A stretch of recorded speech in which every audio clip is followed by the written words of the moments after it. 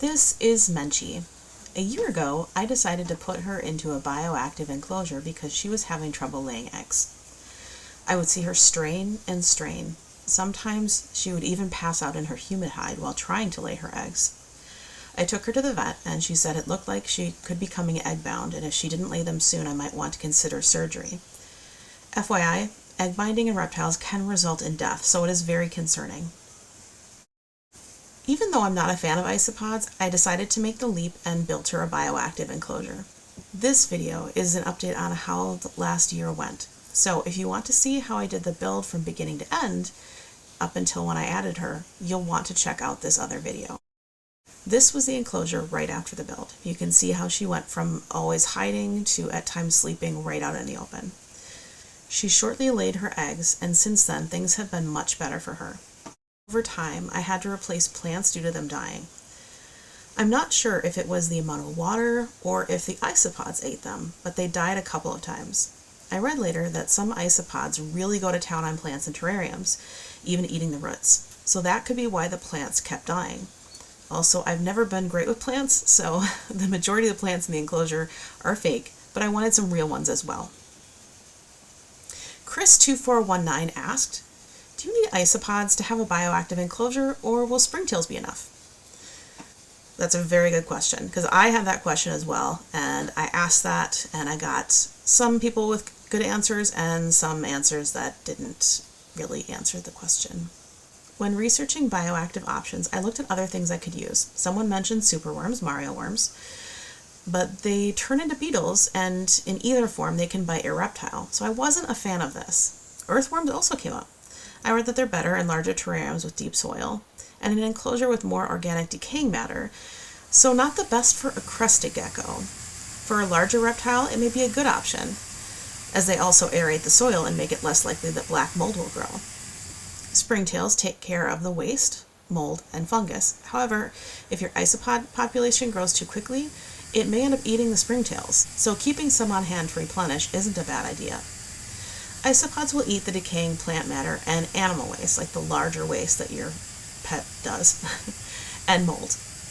They may also eat eggs that your critter lays, so if you're planning to breed your reptile, you'll want to remove them quickly. If isopods don't get enough food, they could also try to snack on your reptile, so you'll want to keep an eye on that population. A good amount of the year they did their job, but gradually my gecko had eaten all of the isopods, so I had to get more. Unfortunately, due to the winter temperature, most of them arrived dead, so I'm trying to grow them up and have added springtails in the meantime. At first, I was hesitant to go bioactive because of isopods. If you've ever grown up in a house where they were a problem, you may be able to relate. Finally, I decided to go with isopods and springtails, but I wanted the isopods to be cute and unique. That way, if one escaped, which they haven't, I would see them and be like, where are you going? And put them back in the enclosure. I did research on the different isopods and ended up finding a cute type called the Panda King isopod, which I purchased from SmugBug at an expo, but you can also find them online. I asked her a bunch of questions before the expo and then some more when I got there. I had planned to interview her, but she was super busy and I didn't want to interrupt, although she did a great job of juggling questions thrown at her from all directions. She also was holding a gecko at the time. One dude tried to get in front of me to get something, and she asked him to wait since she was helping me at the time. So yeah, she's really awesome.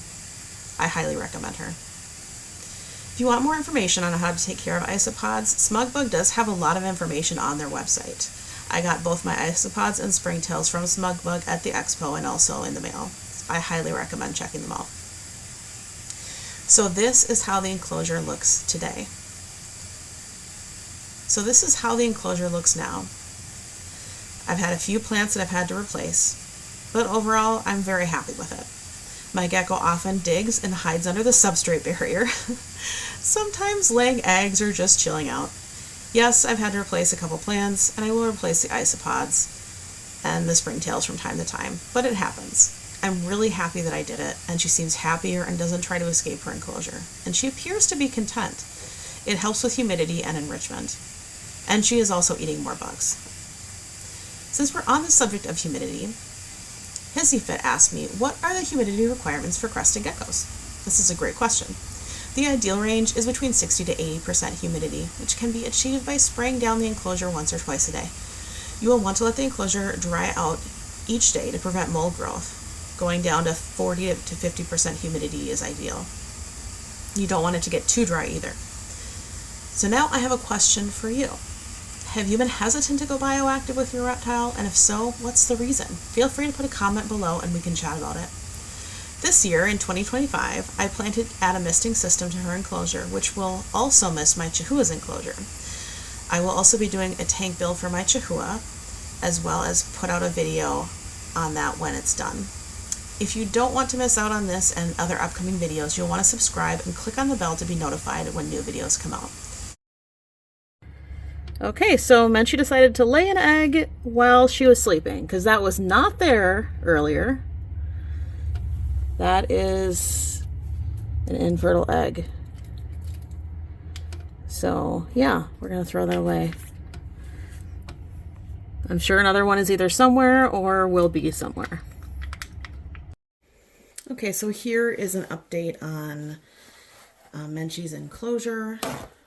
You will notice that the last plants I added are doing okay. They're not as great as they looked when they went in, but they're better than usual. So I think I'm getting back to the plants better.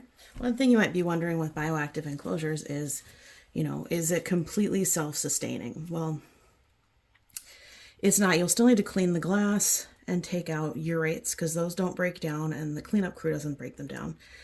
So that you will have to take care of. So we'll have to clean the glass. Normally I like to clean the enclosure wearing gloves, but unfortunately I just ran out of my last one the last time I cleaned up Kaiju's poo, so I am in between gloves at this moment. It's just also nice when you're using a chemical that you're not putting it on your skin. I want to also rinse it off. This is a wet paper towel, so you can see the difference in it looks definitely better than it did. Unfortunately with geckos, they like to go on the glass. They like to poop on the glass. So now the other thing to keep in mind is she did eat all of her cleanup crew. So her cleanup crew that she had in here, she unfortunately decided to eat it. So I have some more isopods that I'm trying to raise up. I bought a bunch, and unfortunately because it's winter here, a lot of them died. So I unfortunately had to keep what was alive, and I'm growing them up, and hopefully they will make friends. I will probably end up buying some more isopods in the meantime. Now, crested geckos can be quick, and they can jump, so they might try to jump away. So it's one thing to keep in mind if you're getting a crested gecko is if you get startled easily, it might not be a great pet for you. Now, not all of them are super jumpy. Menchie is not, but she has jumped and hit the glass. Like, she's jumped all the way from the back to the front. Well, that's it for now. You'll see me next time, and I'll see you in the comments. Thanks for stopping by.